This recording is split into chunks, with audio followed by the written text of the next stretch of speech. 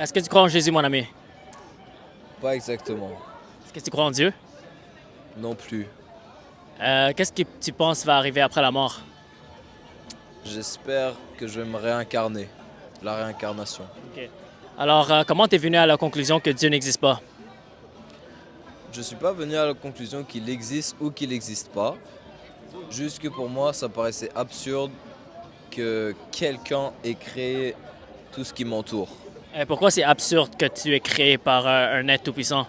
Je pense que ça a été créé par... je pense que ça a été créé par l'univers, mais pas par une personne ou un être que l'on nomme Dieu. Comment tu es venu à cette conclusion? Par réflexion. Mais est-ce que tu as des évidences pour ta conclusion?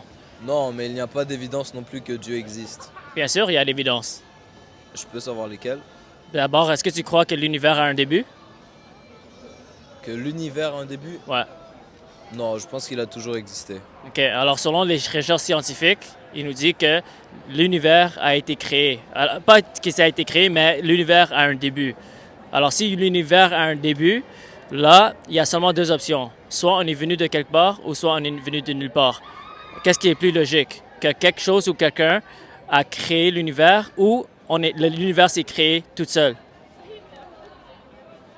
Et ce quelqu'un, il vient d'où?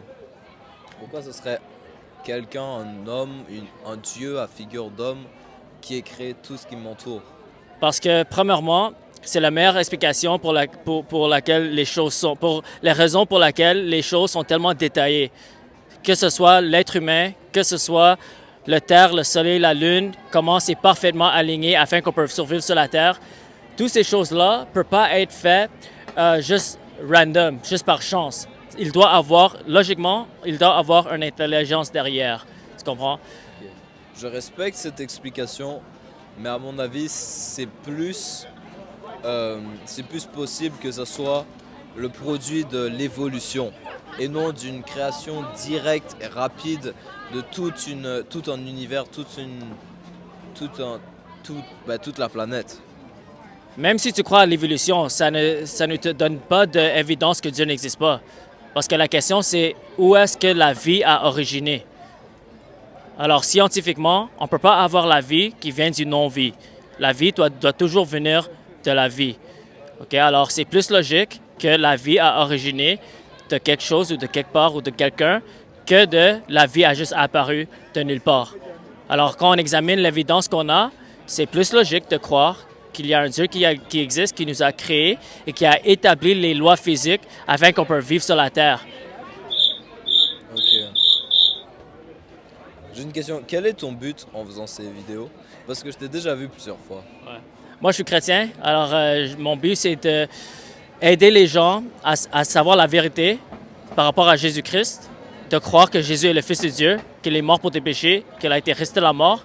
Et si tu mets ta foi en lui, tu peux être pardonné pour tes péchés et tu peux avoir la vie éternelle. Mon but, c'est que tu as la vie éternelle. C'est ça le plus important pour moi.